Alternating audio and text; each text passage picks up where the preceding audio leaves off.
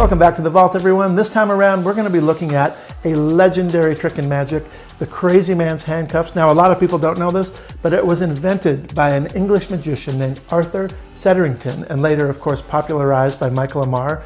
And I've been around, and I've seen so many magicians do this and know about this, but they either rush it, or they miss the moments, or they kind of do the move a little bit knacky. He really understands the beats and the moments and when to slow down and how to angle things and how to tilt your hands to hide the moves.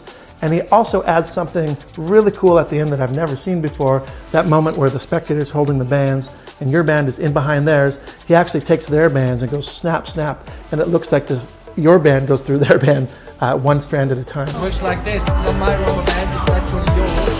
And it's special. You can do it anywhere in the world. It transcends all languages, all boundaries. It's beautiful. It's the reason David Copperfield featured it on one of his television specials. Anyway, here it is, Rasmus's version of the Crazy Man's Handcuffs.